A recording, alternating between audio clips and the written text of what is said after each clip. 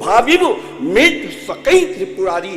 भाग्य में लिखे को, विधाता के लिखे को यदि बदल सकता है तो वो केवल और केवल मेरा शिव बदल सकता है। पिता ने मार्कंडे को ये संस्कार दिए थे कि घर में कोई भी आए ना अतिथि तो जाकर उसे प्रणाम करना। मार्कंडे ने दुर्वासा को प्रणाम किया और जैसे ही प्रणाम किया ऋषि दुर्वासा ने आशीर्वाद दिया, चिरंजीवी हो।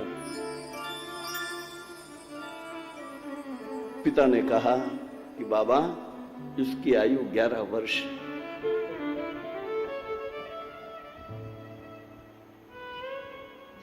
आपका आशीर्वाद निष्फल होगा, ये चिरंजीवी नहीं हो सकता।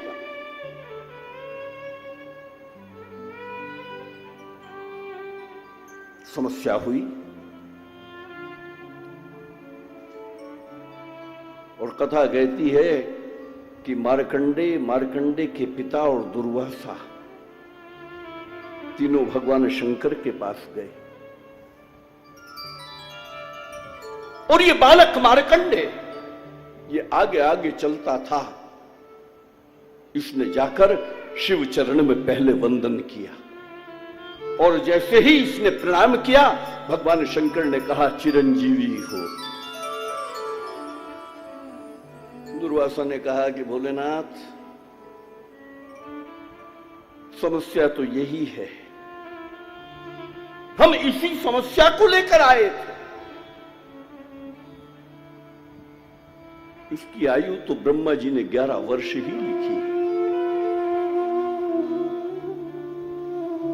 ये समस्या और गहरी हो गई है।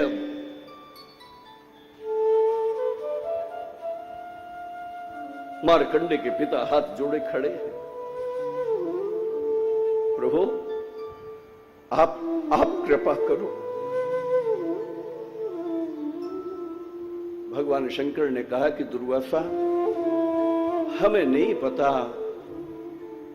ब्रह्मा जी ने क्या लिखा है, विधाता ने क्या लिखा है, लेकिन हम इतना जानते हैं कि विधाता ने जो भी लिखा हो वो विधाता को मुबारक। लेकिन जब हमने कहा कि ये चिरंजीवी हो तो फिर ये चिरंजीवी ही हो, ये चिरंजीवी ही हो।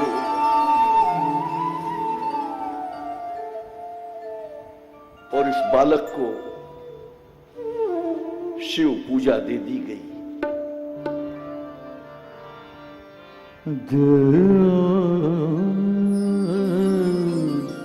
ये उज्जैन की घटना है साहब।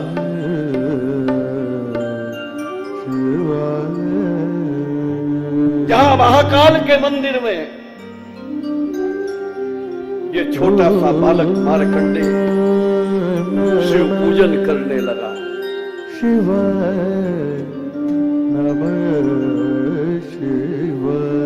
नित्य शिव पूजन करता है ये।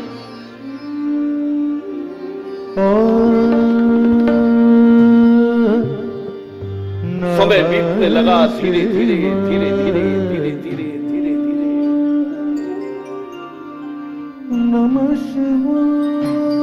11 वर्ष पूर्ण होने की अवधि चली आ रही है।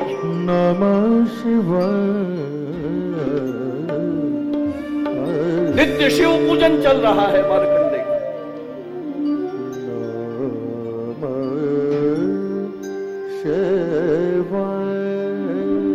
और कथा कहती है कि 11 वर्ष पूर्ण होने लगे।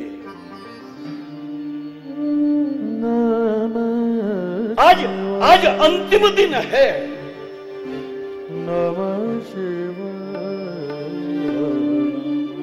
भगवान महाकाल के मंदिर में मार्कंडे बैठे।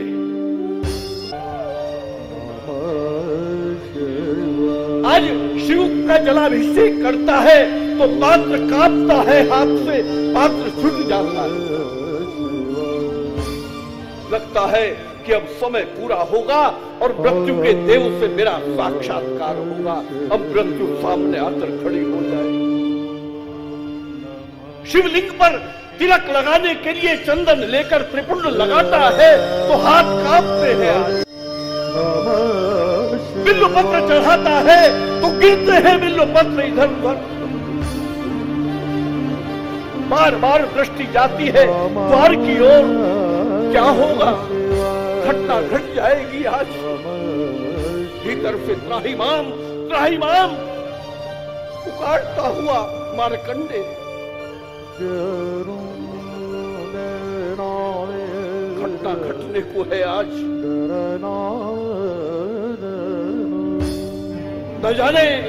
न जाने मृत्यु का आगमन कब हो जाए। मन सिहर जाता है, भय से कांपता हुआ मार्कंडे।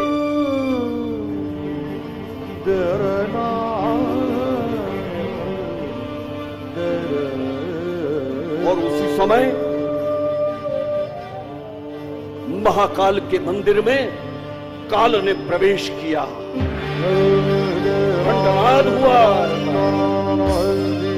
और मार्कंडे ने देखा है काल को।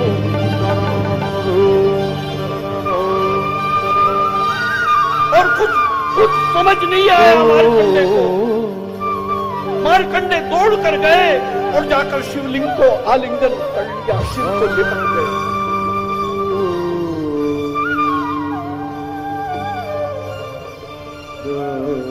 शिव को लिपटा हुआ मार्कंडे। और काल ने मार्कंडे के ऊपर पाश फेंका।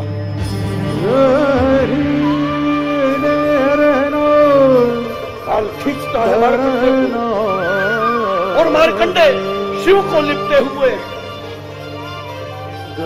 और उसी समय महाकाल के मंदिर में डमरू का निनाद होने लगा है। भगवान शंकर का प्राकट्य हुआ है। जल प्रवाह पायुतस्थले कलेवलंबलंबितां भुजंग तुंग मालिका डमट्टमट्टमट्टमट्टमट्टमन्वयं चकार चंड तांडवं तनोतु तं शिवं। ओम नमः शिवाय।